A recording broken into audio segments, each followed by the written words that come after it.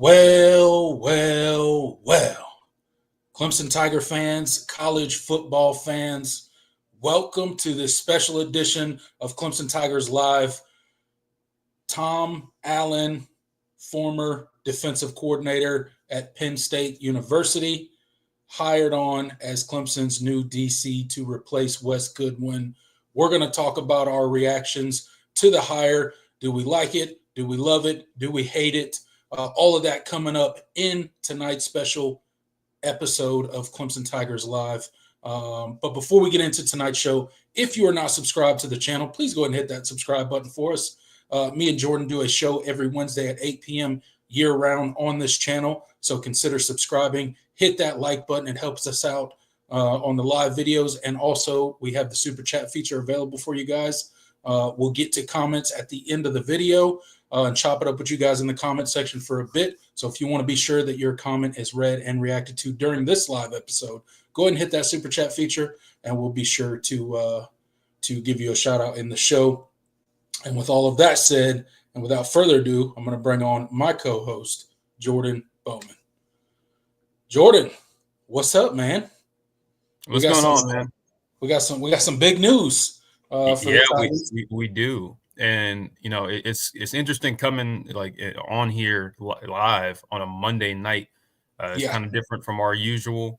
Of course, we still are going to have the Wednesday show. Isaac, I see you asking in the comment section. Yeah, this is not replacing the Wednesday show. We're just doing a quick little instant reaction live to chop it up with you guys about this big hire, because normally we have to wait till Wednesday night to sort of discuss it, but we felt it would be a good idea to do a little impromptu show tonight and just break this down and just solely talk about this. It's not going to be as long as our normal shows, but of course we're still going to give you guys an opportunity to get your comments and questions read at the end. So happy to be here, and it's you guys are going to get almost like a normal game week. You get two shows in the week, but except this one is going to be on Monday instead of a post game live on Saturday. Yeah, absolutely. We've got 24 people in the live chat right now. Thanks so much for getting in. Make sure you guys are getting into the comment section. Get your comments, get your questions in there. Like I said, me and Jordan will get to it at the end when we're kind of done discussing our reactions to this Clemson Tiger hire. And Jordan, I said let's go ahead and jump right into it. Obviously, that's what everybody is here for. Clemson Tigers, Dabo Swinney hires Tom Allen as defensive coordinator. Obviously, everybody probably already knows by now, but most recently, he was the defensive coordinator for the Penn State Nittany Lions, who made a relatively deep playoff run and fell short. Dabo reaches out to Tom Allen, and he accepts the job as defensive coordinator at Clemson. Previous to his 1 year at Penn State, he was obviously the coach at Indiana for 7 seasons, and he's got a long 30-plus year career going back to University of South Florida, and a lot of defensive coordinator stops for him along the way. He also coaches linebackers, so that fits right in with the void that Clemson currently has by letting Wes Goodwin go.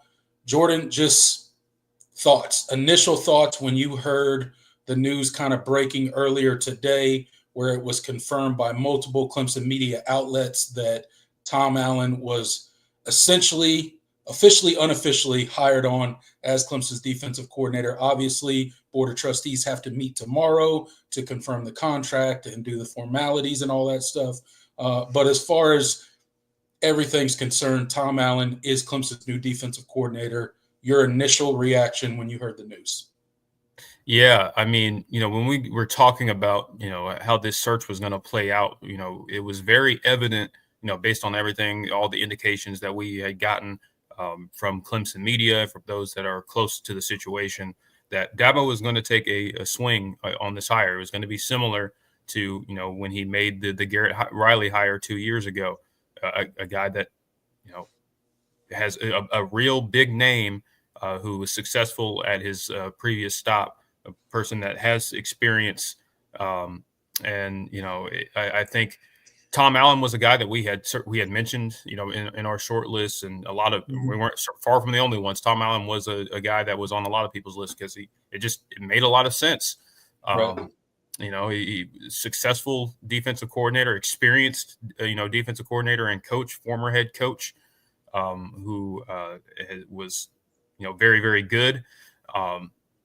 And also, we'll talk about it, but he's also very much a culture fit in terms of his personality, his values. He aligns with Dabo Swinney a lot in that aspect. And so he was a name that was on, at or near the top of a lot of people's boards. They were throwing out, Jim Leonard, the NFL route, like Jim Leonard, and then, Al Golden at Notre Dame. Right. But Tom Allen was very much at the top of everybody's list. And Dabo felt like this was the guy. This was his first choice. And so, when the news dropped, I wasn't shocked by any means. I knew Clemson would have the cachet to be able to pull a guy that they really, really wanted, if it came down to it. And I think this situation worked out perfectly. With the extenuating circumstances, or with Tom Allen, personally wanted to be closer to family.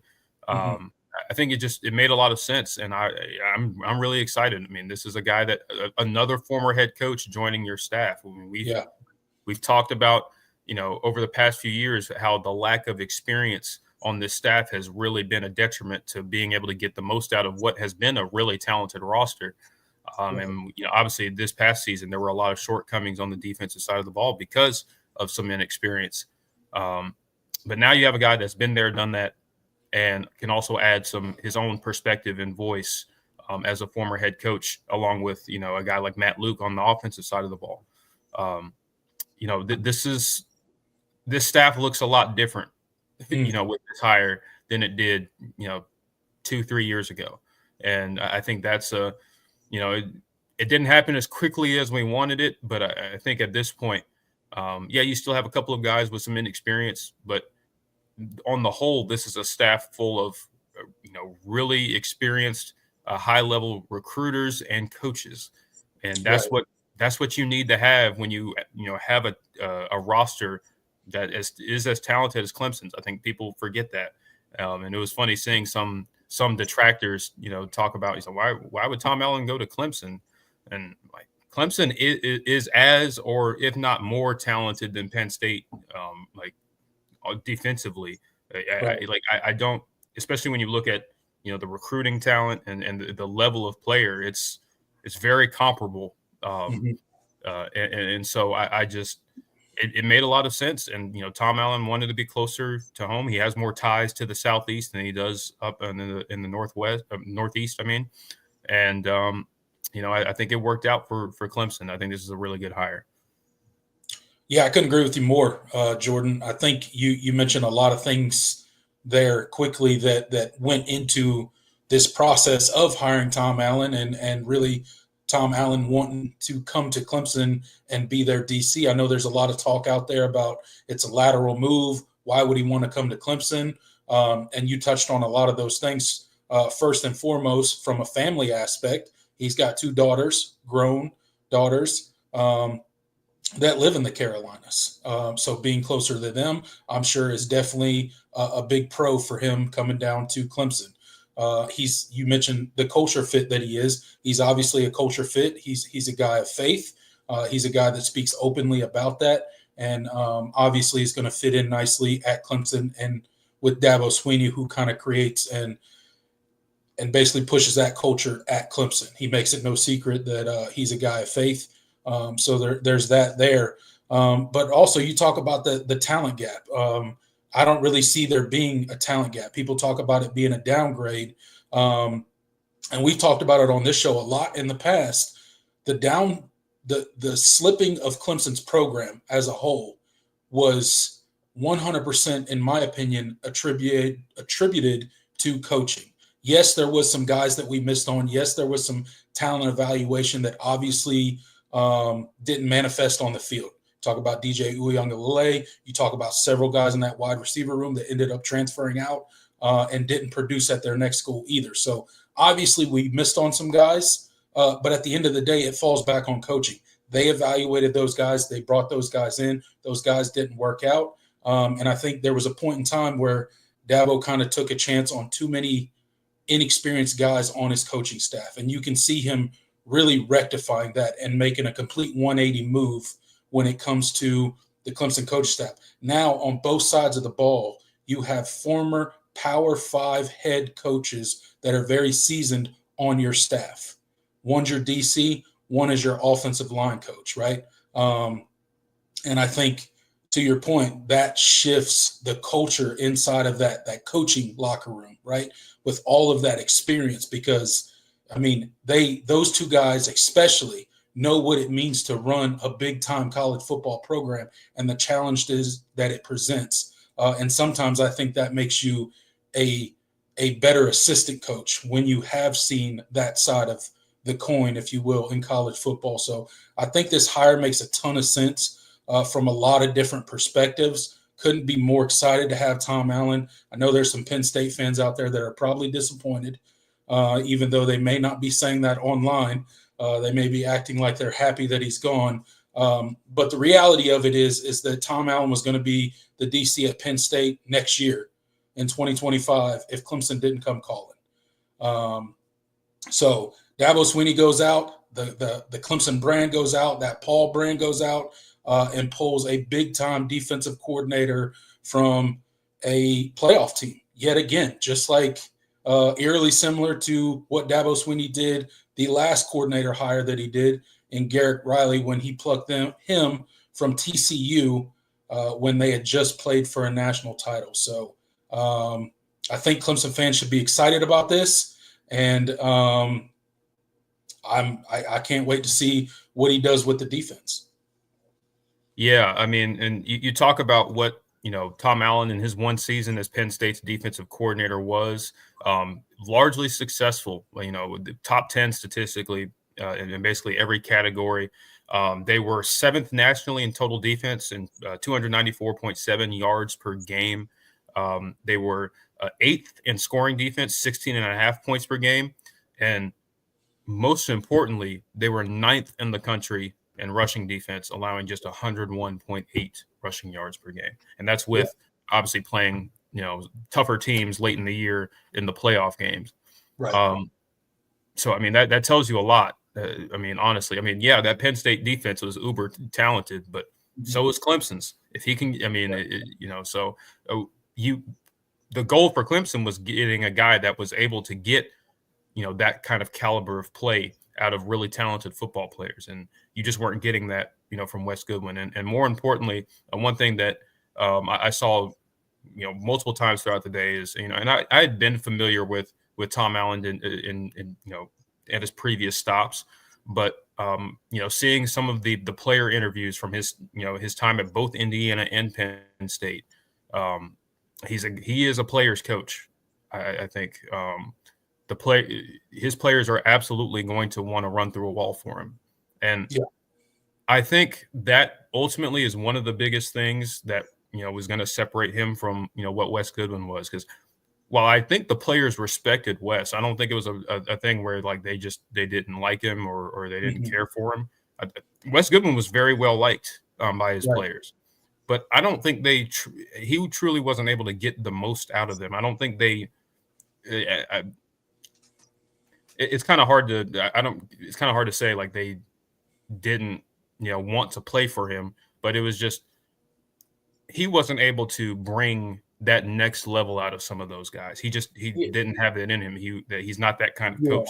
Very cerebral, very, analytical coach, but he's not going to be, a guy that's going to get in your face and, tell you what you're not doing right and bring that fire out of you. And that's where I think the Clemson defense has been missing is that edge. Yeah, I agree. And you mentioned how cerebral Wes Goodwin is and how much of a defensive mind he has, X's and O's wise. And, I think he's great with the analytics and the game plan side of the game and stuff like that. But when it came to on the field in-game coaching, I think that's where Wes Goodwin kind of left a lot to be desired. And no shots at Wes Goodwin. I think he did his absolute best while he was here at Clemson. I wish him the best for the rest of his career. And he may eventually turn into a really great defensive coordinator. He's just not there yet. And to your point with the players, I don't think he really commanded the level of intensity that is expected from a defense at Clemson. That's kind of been Clemson's calling card for a very long time, all the way back to when Brent Venables was brought on as defensive coordinator. And I'm not saying Tom Allen's going to be the next Brent Venables, because that may be an unattainable level, right? But he does play a similar style of aggressive defense that really gets after the quarterback, that likes to bring a lot of pressure. He really does a lot of good stuff with his front seven. And he's got a long track record of being an experienced play caller at the Power 5 level. And I think that was the point with this hire with Dabo Swinney. He really wanted a guy that had a ton of experience, because guess what? When Tom Allen finally gets to Clemson and gets to meet with all these players and gets into the meeting rooms, he's not going to be lacking talent. Talent is not Clemson's problem. Coaching has been Clemson's problem for a few years now. Dabo Swinney is rectifying that. He's obviously pivoted, and I think it's a home run hire. Talk about a little bit about Tom Allen. You mentioned some of his stats at his 1 year at Penn State, but just his schematically, how do you think he fits in with what Clemson fans are used to seeing from a Clemson Tiger defense, and what you think he's going to be able to do with the talent that he's going to have moving forward? Yeah, I mean, kind of like you mentioned, I mean, schematically, he's going to be very similar in terms of philosophy to say, well, really what Clemson has been used to under Wes Goodwin and Brent Venables. I mean, aggressive. They're going to play a lot of man coverage. They're going to get, they're going to try to get tackles for loss. And more importantly, I think most importantly is more similar to what Brent Venables was. Tom Allen is a guy that's going to want to stop the run at all costs. Like, this is not just a Penn State thing. Or when he took over as defensive coordinator from Indiana, he took over. He took over one of the worst Power 4 defense, or Power 5 then, defenses in all of college football, and they jumped from the 100th nationally in rushing defense to top 50 in one season. He's a guy that absolutely is going to emphasize stopping the run, which is what Brent Venables was. Right. And I think that's what has been most needed from this program, especially as of late. I mean, with the talent you have up front defensively, you should not be giving up nearly 300 rushing yards in a playoff game to anybody. You shouldn't be giving up 300 rushing yards to the Citadel. That is where you're going to see the biggest change in philosophy, is the emphasis on stopping the run. And the great Clemson defenses that we've seen over the last decade were adept at stopping the run. Yeah, does that mean you're going to give up some explosive plays sometimes? Sure, in the passing game, but that was always a part of the scheme. Like Brent Venables had, they had years where they, gave up some explosive passing plays, but because you've recruited so well, especially at corner, like that's always been how you've gone about doing things. Like you're going to get put on islands, but because you have some really good, talented, rangy bump and run corners, like I think it's a perfect fit, because you already have the talent up front on the defensive line. And I'm really interested to see kind of how he evaluates the linebacker position. That's a group that you and I have some questions about as far as depth is concerned. Of course, you have Wade Woodaz and Sammy Brown coming back, but beyond that, you don't have really any proven guys. Kobe McLeod tore his ACL early this season. You didn't really get to see a lot out of him. And certainly after him, you don't really have much of anything as far as proven production or guys that are ready to play right now. So I'm interested to see, like, when he comes in, like how he evaluates that room and whether or not he feels like he wants to go, potentially get somebody. I don't know. Of course, you also have incoming transfer Jeremiah Alexander, so that could change the calculus as well. But I ultimately, overall, I think Tom Allen brings that level of intensity and philosophy defensively that this Clemson defense was built to be. Yeah, absolutely. Look, and he's certainly a fiery guy, and it's going to be key, I think, for what he does in that linebacker room. I think that's one of the rooms you mentioned with one of the a question mark heading into spring practice with the previous injuries and just the lack of experienced depth behind the front two guys. And one of those front two guys was a true freshman this past year in Sammy Brown. I mean, he got quite a bit of play as a freshman, but at the end of the day, he's still got a lot of developing to do. He's a young guy. So and that's a position group that unfortunately we've had a lot of big time talent at over the past couple seasons, and we've seen them kind of regress every single season. Um, and that's unfortunate, especially when you got a guy like Wade Woodaz and Barrett Carter and Jeremiah Trotter, and those dudes really didn't get any better. They regressed every single season since Wes Goodwin took over as a linebackers coach. So it's going to be good to get some fresh set of eyes in that room. It's going to be good to see how he meshes with the rest of that defensive staff. We got a lot of good coaches, I think, along that defensive staff. And I think it's going to be pivotal for those guys to mesh early, get on the same page, on the same philosophy when it comes to how they're going to run the defense. And I think because he is somewhat similar with his philosophy as kind of a Brent Venables was, I think it'll be a little bit of an easier transition because of that. Yeah, I'm with you. I think he's going to mesh perfectly, just with the culture and just what Clemson is about. And I think that's ultimately kind of why you want to see this. You really want to see like him get in and really, just kind of cement, I guess, his foothold into this Clemson defense and kind of make his mark, because he's going to have a spring to really, I think this is going to be a spring of evaluation, as it always is. But Yeah. I think more so when you have a coordinator change, like, all bets are off the table as far as, just kind of, he comes in and takes a look at the defense as a whole, all position groups, and kind of how he wants to construct his defense for this 2025 season. And he's not going to come in with any prior biases or anything like that in terms of like who's going to start, who's going to sit. So I mean, I really do think it's a fresh start for everybody. I mean, you're going to have the key players are the key players and are Right. probably Yeah. more than likely going to play, but you get what I'm saying. Like it's a fresh start, and who kind of takes to this new defense quickly will kind of determine the positions where the depth chart doesn't seem to be as solidified. Yeah, and the good thing is there's a lot of experienced talent coming back on this Clemson defense, right? 8+ starters coming back on the defensive side of the ball. That's going to be key in this defense taking a step up next season, and I absolutely expect the defense to take a huge step forward from where they performed this past season under the call of Tom Allen. So I think he's not going to have a shortage of talent to work with.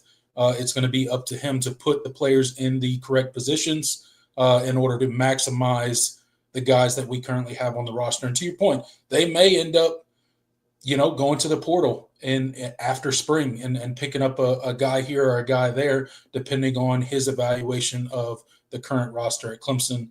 But again, there's plenty of talent there.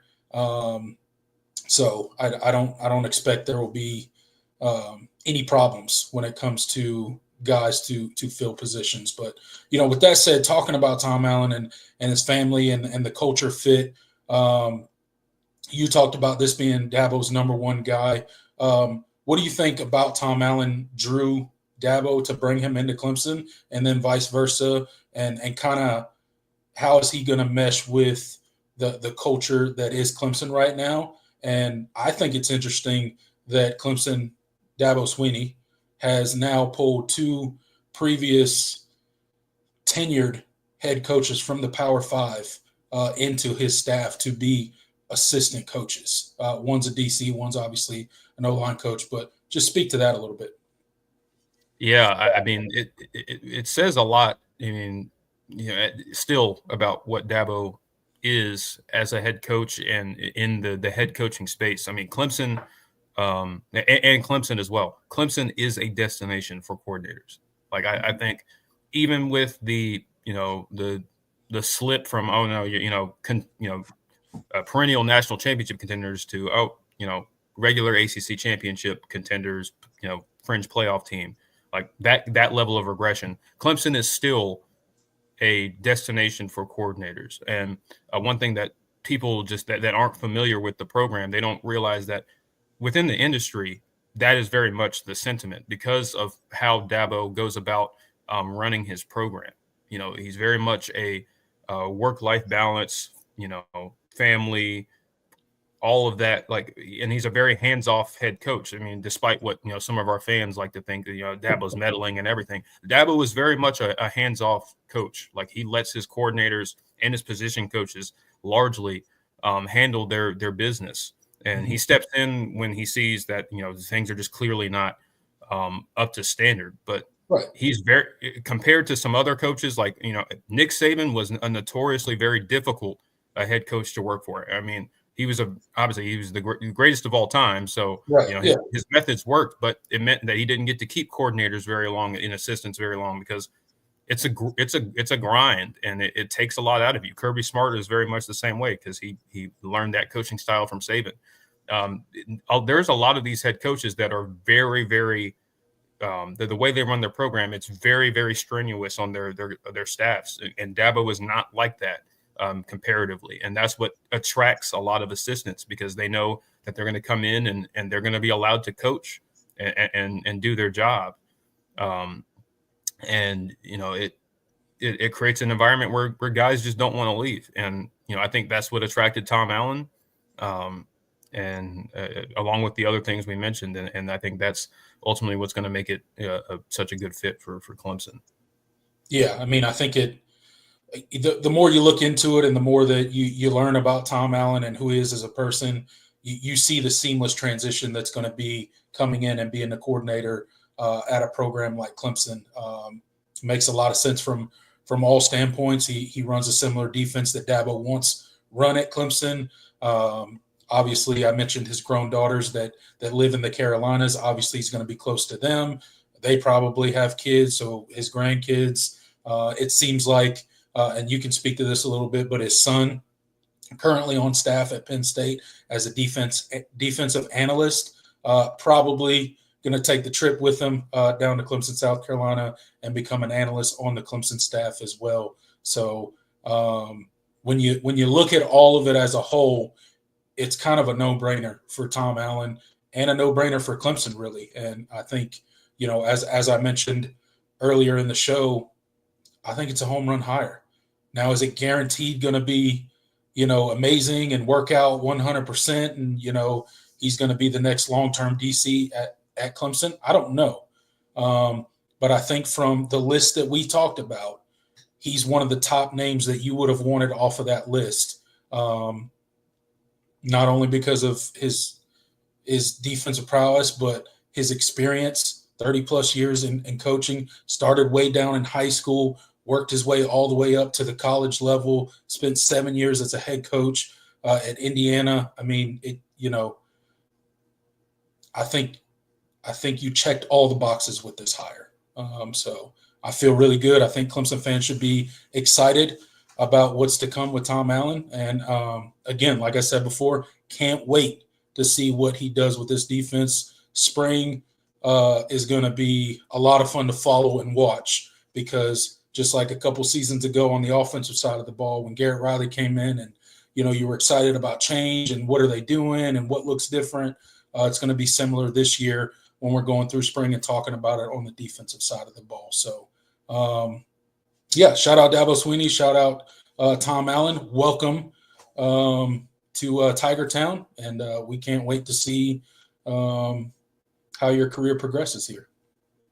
Yeah, absolutely. And, I really think that this is we mentioned this in one of our previous in our previous show. Like, the magnitude of this hire you couldn't really understate it with the amount of talent that you're bringing back on both sides of the ball, but just with defensively with how much talent that you felt like you didn't get the most out of last season that you're going to be bringing back this year. It was very, very important that you nailed this hire, because offensively, we've hinted our thoughts on what this team could potentially be offensively next year. Yeah. And to not be able to couple that with a stout defense, a playoff caliber defense, would be a shame. I mean, really, especially with the strides you made, this past season, and how really it was that the offense that gave you the best chance in your games rather than the defense. Like, we're not used to saying that. And I really think next season could be truly a special year if you nailed this hire. And I think Dabo, I think he understood the magnitude of it, and that's why he wanted to make a big swing. And so we'll see. Nothing is guaranteed in coaching and in college football. So, when we say all these things about Tom Allen, that doesn't mean that he's guaranteed to be the guy and it's going to work out. But this was the type of hire that you needed to make. Absolutely. Just because of everything that I just mentioned. So it's really, really exciting, man. And Dabo, again, shows that, hey, I'm still one of the top coaches in the sport. People still want to play for me. People still want to coach for me. That's right. Yeah. And that's always going to keep Clemson in the conversation, even despite what some detractors might say.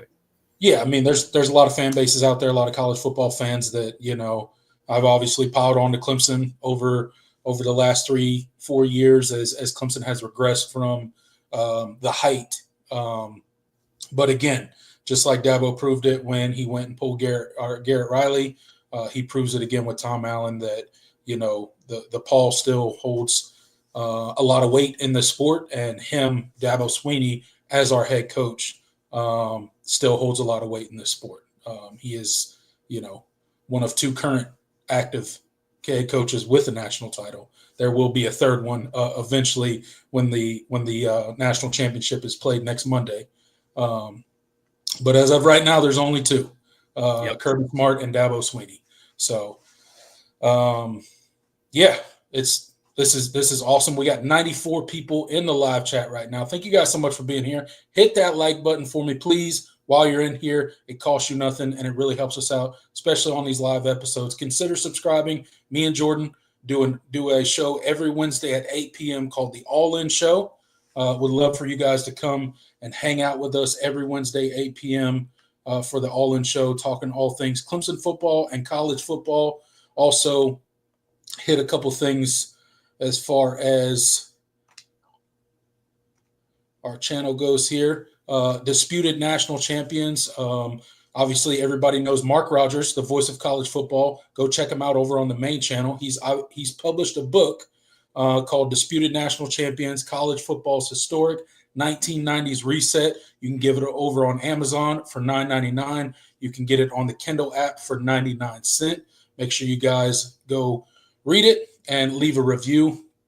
It is dives into the chaotic world of college football championships and the decisions during the 1990s. This pivotal decade reshaped the sport in unprecedented ways, leaving fans and experts alike questioning the system and legitimacy of those crowned champions. So if you're a college football historian or that's something that you are interested in, I encourage you guys to go check it out. Disputed National Champions, written by our very own Mark Rogers.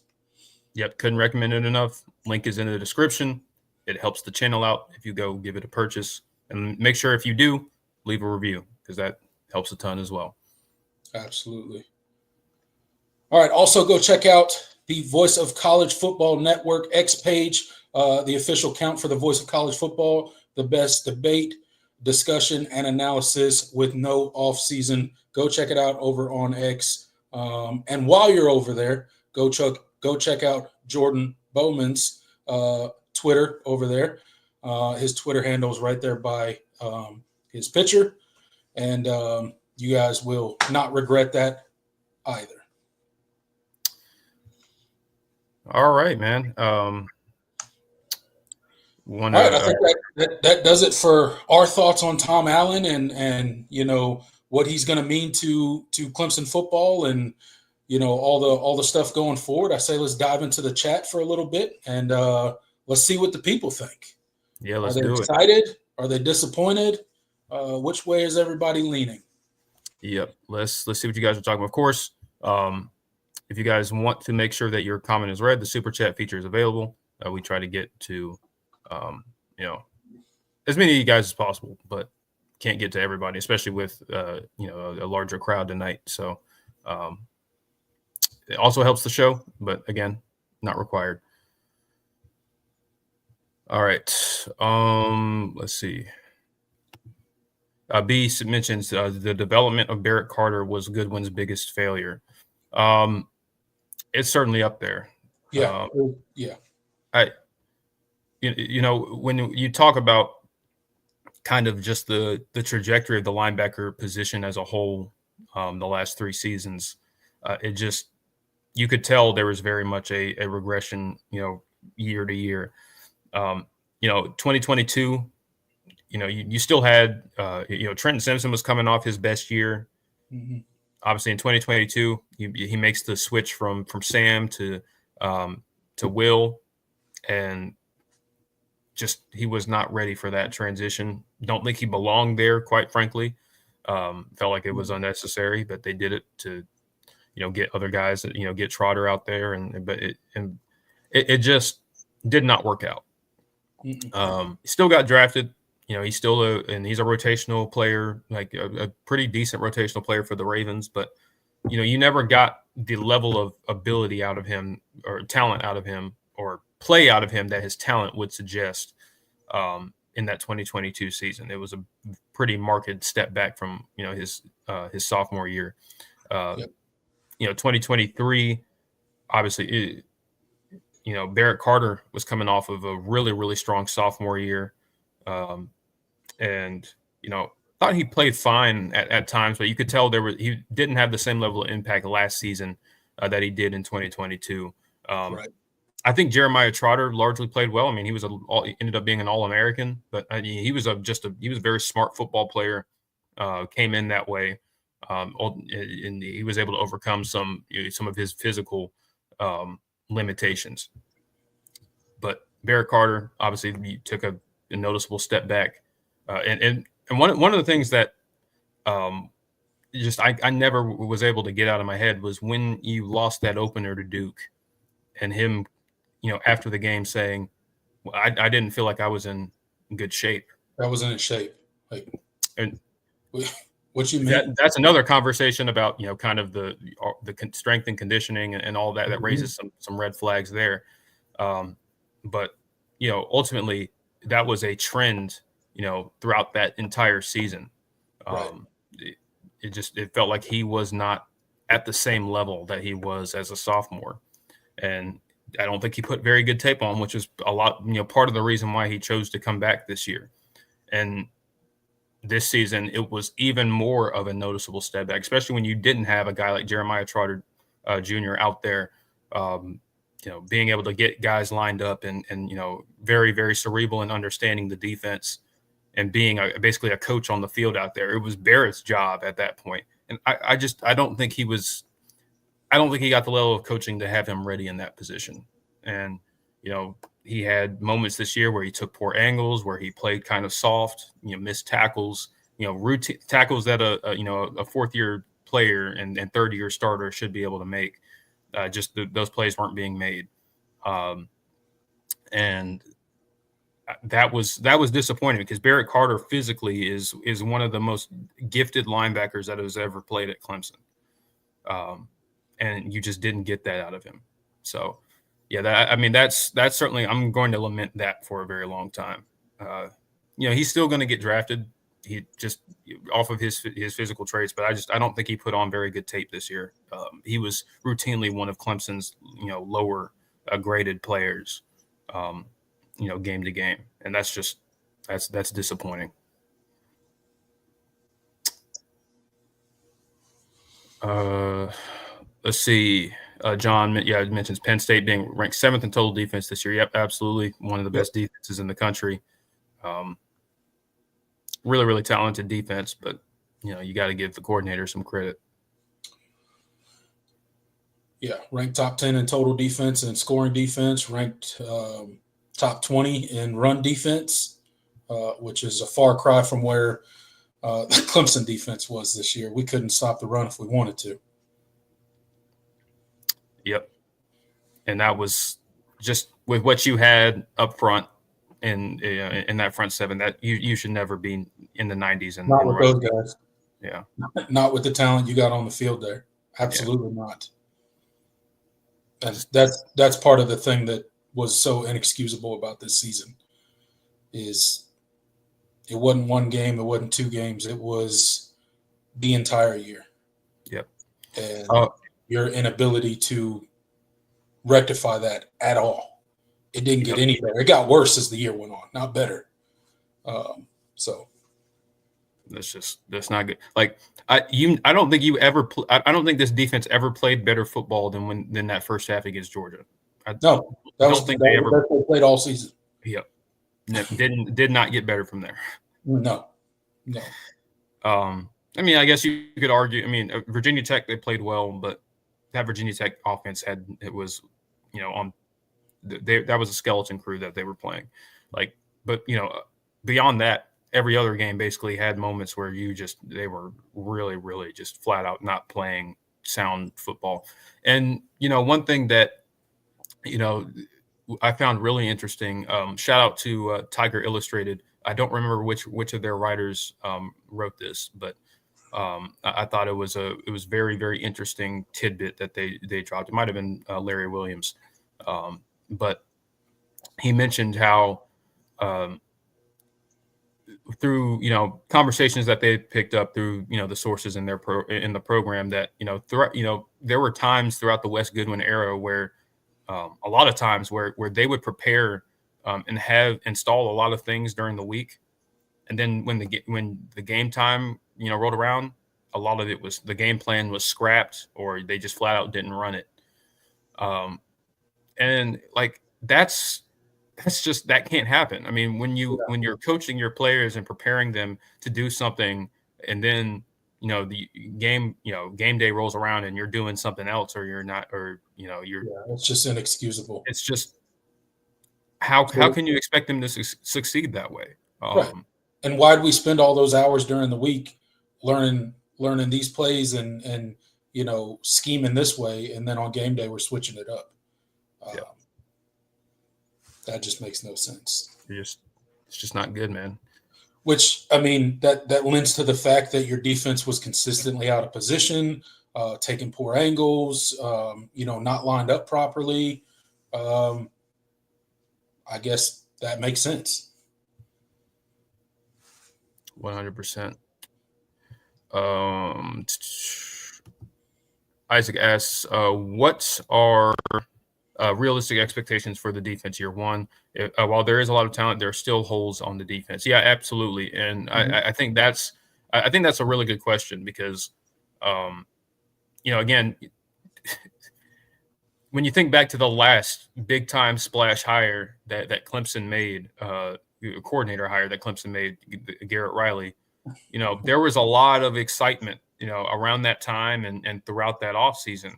Yeah. But the reality was, for that offense was you had a first-year starter at quarterback, you had an offensive line that didn't have a ton of depth, and you had wide receivers that, quite frankly, couldn't stay healthy. And you put all those things together, and you had a season that was not anywhere close to what people thought they were getting out of the Garrett Riley experience. You just weren't very good offensively. Struggled to run the ball at times. You weren't able to hit a ton of explosive plays. Yep. You had the turnover issues, probably the most turnover-prone team I've ever seen at Clemson, and just inability to finish drives. You basically doomed that entire season. The 1 year you got a top 10 quality out of the defense under Wes Goodwin. You weren't able to couple that with a at least complementary offense. And so, while I don't think that you are in as dire straits defensively, this year there are certainly some question marks that we've talked about. And so I do think that realistically, I mean, I expect this defense to be pretty good next year. I don't know if they're going to be. I don't know if I could say they're going to be the top 10 like level that you saw at Penn State this past season. I think they have the ability, but I think there's too many questions right now. I think realistically, I think there's a marked improvement. Like I think, especially in run defense, I definitely expect to be much closer to top 10 than bottom 40. Mm-hmm. So I think that's, and we'll talk about this, as we get progress in the offseason, as we kind of understand how the defense is shaping out, from a personnel and roster standpoint. But I do think the expectations should be fairly high, but not too high, because Right. again, you just don't know, and there's still some unknowns on this defense. So I expect significant improvement, but how much? Yeah, how much is always the question. But, again, when you think about it, you are talking about a guy with significantly more experience than the offensive coordinator that you brought on. Yeah. Although, no disrespect to Garrett Riley at all, I think it was a great hire, and it was a big splash hire at the time. But Garrett Riley's still a very young coach and evolving. That's not so much the case with Tom Allen. This is a guy that's been coaching for 30 plus years. Has been a DC for a couple decades now. Been a head coach. He's a very experienced guy. So I think the transition might again, anything can happen, but might be a little bit smoother. And you're just dealing with more talent on that side of the ball. Yeah, defensively, yeah. Than you had offensively. Like you didn't. Yeah. Obviously Garrett Riley took massive steps from year 1 to year 2, but it also helped that you brought in talent. Also took massive steps from year 1 to year 2. Yeah, I mean, you return most of your offensive line. You bring in 2 stud freshman wide receivers. You bring your back your quarterback turned into a completely different player. Yeah, a lot went into the progress that we saw from the Clemson offense this year. Yeah, 100%. B says Tony Rojas, get ready to learn Tiger Rag. Yeah, that's one of my just. Especially recently, one of my biggest heartbreaks recruiting as far as Clemson is concerned. Just Tony Rojas was a guy that wanted to be at Clemson, quite frankly. And you didn't. Clemson was not willing to wait for him. They took their 2 guys and said, "We're done." And Clemson was no longer an option for him. I hate how that played out, because he's a really, really good football player. And obviously any Penn State fans are watching will tell you. I mean, the plays he was making, especially he came on really strong in the playoffs. He was a nightmare for Kevin Jennings in that first round playoff game. But he was my favorite linebacker of the 3 that Clemson was going after, between him, D. Creighton, and Jamal Anderson. And you end up taking the D. Creighton and Jamal Anderson, and neither one of them have seen much impact, have made really any impact in their time at Clemson so far. There's always the transfer portal. Yeah. there is always the transfer portal. I would not bet on him. I doubt it, but hey, there's a chance. Yeah. If on the off chance they decide to do that, I would be very upset if Clemson did not kick the tires there. Yeah, if you wanted to transfer here and they were like, no, I'd be like, all right, we need to have a conversation, because that's an absolutely yes. Yeah, especially after you just did a retread portal take with Jeremiah Alexander. You spun the block, so to speak. Yeah. So absolutely, that would be a no-brainer. I think that'd definitely be a no-brainer. If you have the room, you got to do it. Look, you create the room for a guy like that. Yeah, you do. You create the room. You figured out with the 1-10 society. I don't know, but yeah, you create the room for a guy like that. We're talking about something. Penn State fans are like, we're not. It's just our wish list. It's never going to happen. Yeah, we don't think it's going to. You know, everybody can dream. Everybody can dream. That one always hurts me because and one of my big gripes with how Clemson goes about their talent acquisition. Sometimes there's a lot of reasons why it works, and then there's situations like that where it just frustrates you. Yeah. Jacob says, I hope his defense takes a big step because Clemson does have great players on that side of the ball. Yeah, absolutely. I mean, especially with the guys you're bringing back, like you should have gotten a lot more out of those guys than you did. It's a shame you're going to have to replace a couple of impact guys. R.J. Mickens, Barrett Carter, Peyton Page, and we're still waiting on DeMonte Capehart's final verdict, but. I think he's waiting on a decision by the NCAA. Yeah, we'll see how that. Trying to get a year back. Yeah, hopefully he wins that fight. Because I think if he does, he's probably going to opt to come back for another year. Let's see. Let's get somebody. The hard take. One of our regulars. He asks, "Are we happy?" I'm pretty happy. I'm pretty happy. I'm pretty ecstatic. I'm very happy. Very happy with the hire. Clemson could have done a whole lot worse. Yeah, they did. They certainly could. Warm Biscuit says, hoping Tom Allen can utilize Jamal Anderson, Jeremiah Alexander, and run in Hannafin correctly. Yeah, I mean, well, with Ronan, he's going to be. He's kind of in the safety, but he is a guy that you could work down and play some linebacker. But obviously, he's going to have, Tom Allen is going to have reign over the entire defense. But yeah, you mentioned Jamal Anderson, a guy that it's still confusing to me that he's not ready, like how he's not ready to play. Well, I know why, but it just you know why. It's frustrating that he's not, because I really did like Jamal Anderson as a recruit, and he's just not, especially physically, he's just not there. Like you go look at him and it's like, man, is that a safety? Like what am I looking at? Like he has not, made the strides. Like you knew coming in, he was going to have to, bulk up and get bigger. He just has not made those strides yet. And that's a question we have with strength and conditioning yet again. It's unacceptable with how long he's been in the program. Yeah. Unless he really just has not put on the weight. Unless it's just him not doing the work. And then if that's the case, some other things should probably be evaluated. Yeah. Should you be here anymore? Right.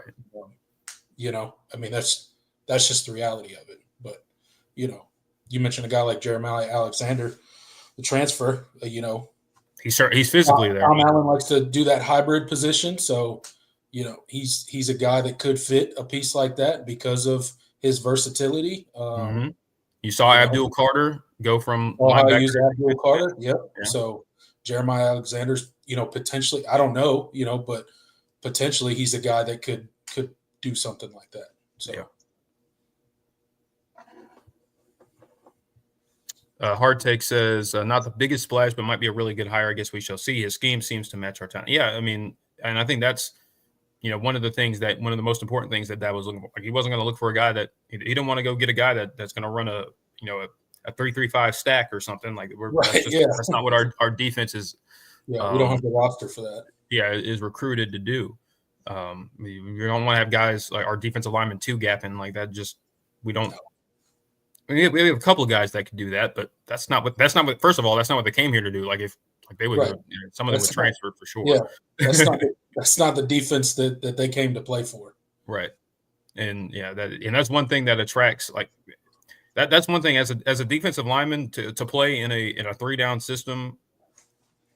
It takes a lot of selflessness to do it. Let's just say you are not going to you're not going to rack up the gaudy stat, especially if you're a nose.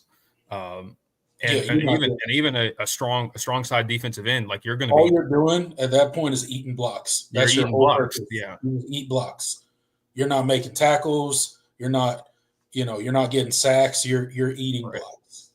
Yeah. That's what you're doing.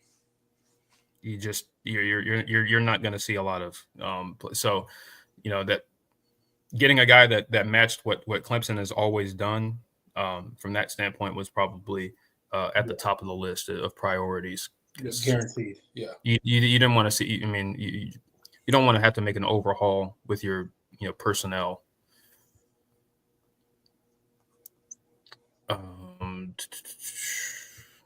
Pete says the people who are upset are confusing me. Honestly, any upgrade from West would improve the whole team's chances of going on a run. This hires levels better than what we had from a proven head coach in DC. Yeah, I mean, absolutely. I mean, this is as stark of a difference of a hire that from your previous guy than you could have made.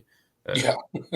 You go from a guy who had never even been a position coach prior to being the defensive coordinator at Clemson to a guy that has only ever been on the coaching the defensive side of the ball, whether it be as a linebackers coach, defensive coordinator, and then also as a head coach, where even as a head coach, Indiana's defense from year one from the previous year when he got there took massive steps. In 2020, they were one of the best defenses in the country during the COVID year. And just throughout his tenure, they were very much a run-stopping defense. Of course, it's Indiana, so they weren't like in the top 10 nationally in a lot of categories. Like they just at a certain point you got to look at the numbers. You got to look at the numbers of Indiana relative to the talent that he had on the roster. They were very good. So when you factor that in, he was really good. Yeah. And in a conference where like Indiana they flat out don't recruit very well, even compared to the rest of their conference. They are consistently one of the lower rated rosters in college football, which honestly is what made what's it? Oh my gosh, why am I blanking on Indiana's current head coach? Oh, dang, what's his name? Oh, good Lord. I usually don't do this. Somebody help me in the comments.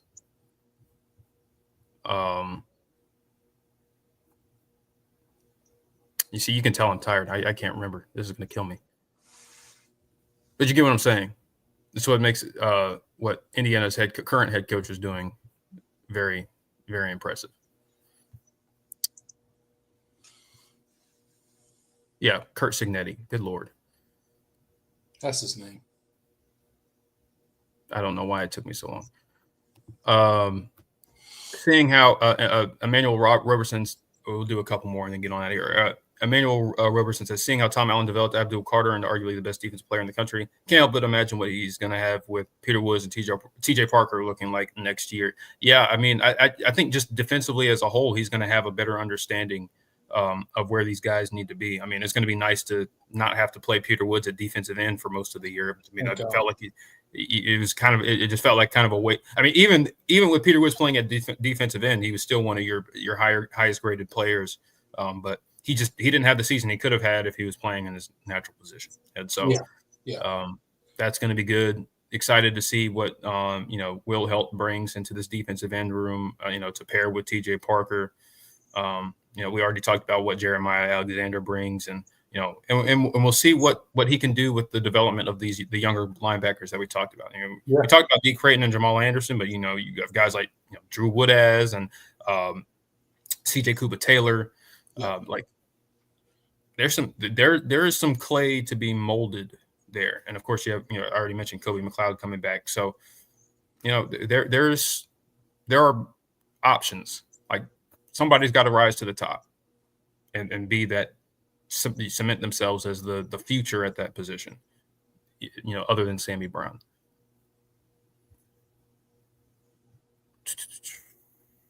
All right, let me try to get a more recent one.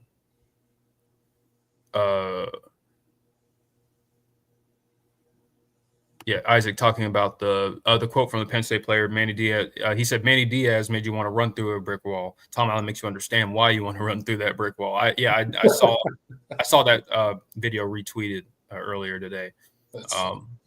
I thought that was good. That was good. I think Manny Diaz would have been a great hire too, but he's a sitting head coach, so don't know if he would, and I don't know if he would mesh as well at Clemson as Tom Allen from a just a culture fit standpoint. Right.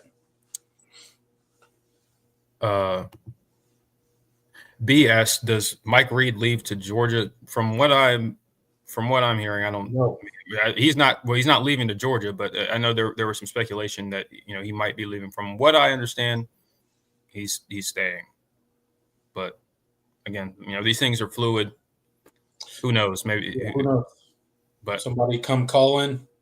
There doesn't seem to be any on Clemson's side of things. There doesn't seem to be any fear that he's going anywhere. That would not be good. Yeah.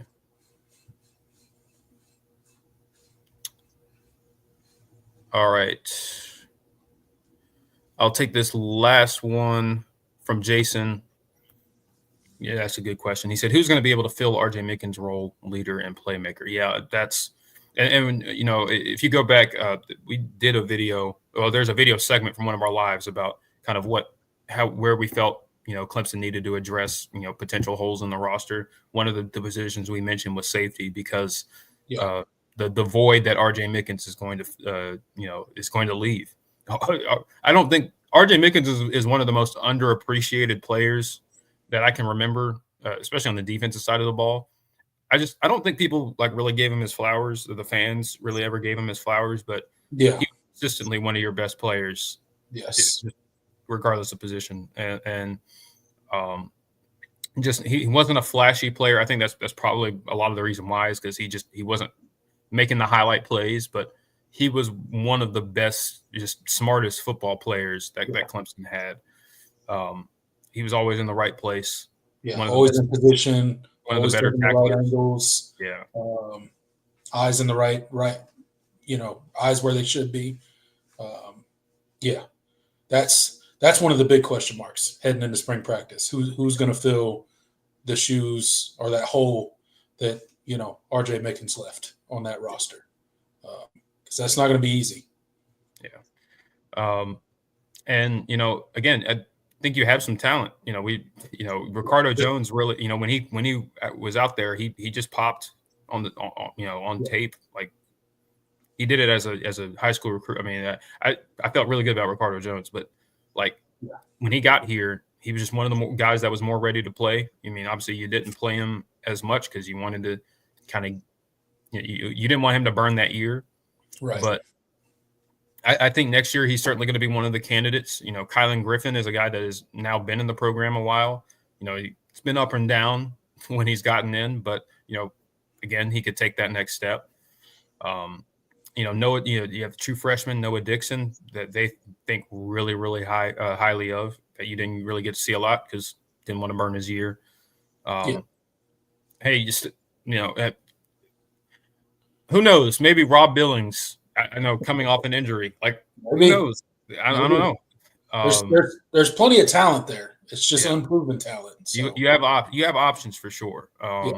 And so, but I do think that I don't think there's a guy that's going to be able to replace RJ Mickens, just his leadership and his understanding of he's kind of like another coach out there on the field, especially for the secondary. I think that's why they were very veteran guy. So, we'll kind of see. We'll see. I said I think Clemson needs to. They probably should, but I think that's a decision you make after spring. I don't think they need to go and just go get a guy right now. I don't think there's many good options in the portal right now anyway. But I do think when the spring window rolls around, that's something that they should certainly have on the docket and evaluate, because you don't want to be in a situation where you don't have you're just vulnerable back there, because bad safety play is very noticeable. It's very noticeable. Yeah, for sure. Yeah.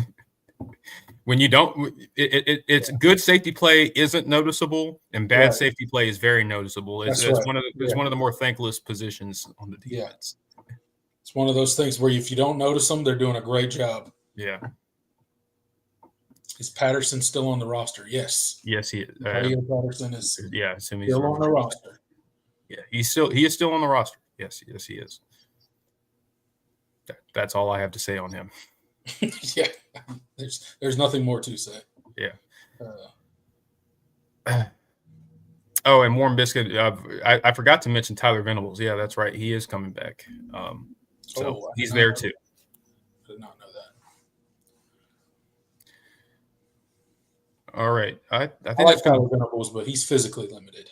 Yeah. Well, and he's had the injuries. Like, yeah, I don't expect him to be I think he's gonna get out. Even when you saw him this year, like in the Georgia game, he played very sparingly. Like he, kind of in the second half he got in, but it's clear that they've been just. He's kind of a leader, a veteran in that room, and a good locker room guy. But I don't know if he's going to be a guy that they're going to rely on to play. I think they're going to want to get those younger guys ready. I'm looking at Ricardo Jones and Noah Dixon, those true freshmen from this year. I think they think the world of those guys. And I think Khalil Barnes is going to stay where he's at. So I think you do have at least. You have one of your safety spots probably solidified if Shelton Lewis continues to play nickel. But I don't know with the departure of Sherrod Coble, that's kind of a fluid situation.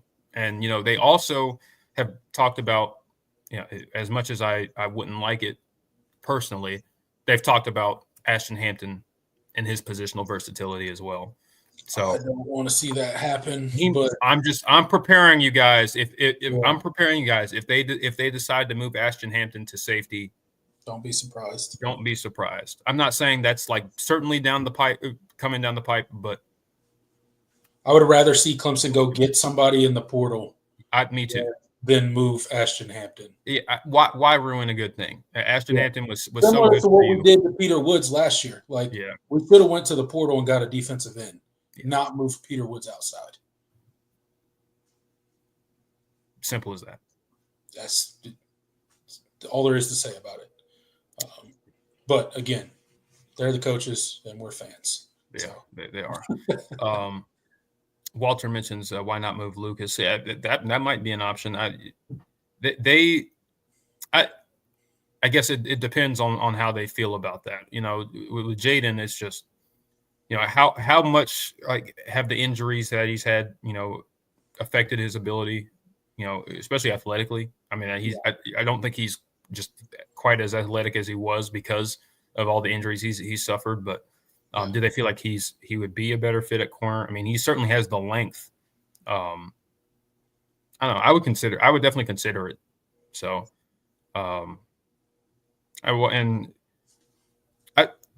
I also want to defend him a little bit because I think some people think he was worse than he actually was. Like Jaden Lucas was not as bad as some people wanted to say he was. His really bad moments stuck out. I think that's one of the things. But you really didn't hear his name called. Like you really didn't see him get beat that much this year. But there was a reason why they moved to Ashton Hampton. Like Ashton was just giving you more consistent play, especially towards the back half of the year. But I think Jaden is still a piece that is good to have back this year, especially for the cornerback room. Sure. He's played a lot of football, and he's steadier than I think some people like to give him credit for. But I hate how his career has played out because of the injuries. Because I really thought coming out of high school he was going to be phenomenal, and you saw the flashes from him as a freshman.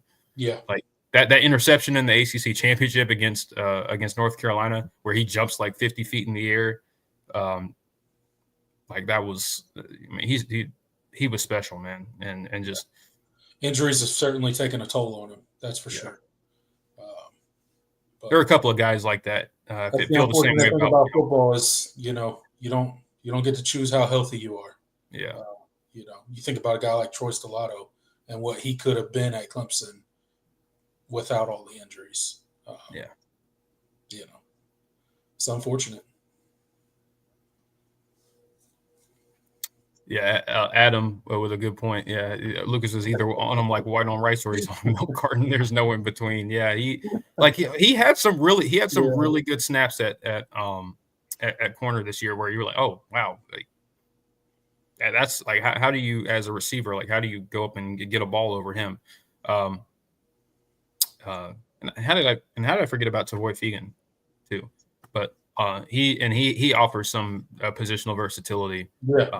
They like him at corner right now, but he played safe. He was recruited by some schools as a safety, so that's another guy. All right, I think that's going to do it for us. You have any other parting shots? No, that's it. Clemson hires its new defensive coordinator, Tom Allen, from the Penn State Nittany Lions. So we got our answer. No more waiting. No more anticipation. No more checking your phone every 5 minutes to see if news is announced. It's officially announced. Well, officially, unofficially announced. It'll be official probably tomorrow or Wednesday once the Board of Trustees approves his contract and it's signed. But thank you guys for showing up to this impromptu special edition live video that we did. 80 people in the live chat right now. Thank you guys so much. Hit that like button on your way out. It really helps the channel. Consider subscribing. Like I said, me and Jordan do a show every Wednesday, 8 p.m. called The All In Show right here on the channel all throughout the off season. We rarely, if ever, miss a week, and we'll be right back here Wednesday night of this week. This will not take the place of our regularly scheduled show. This was just kind of a special edition just because we didn't want to wait till Wednesday to talk about the Tom Allen hire. So wish you guys a fantastic week, and we'll see you back here Wednesday, 8 p.m. for the All In Show. Until then, I'm Tiger Paul Craven. He's Jordan Bowman. Go Tigers. Later, y'all.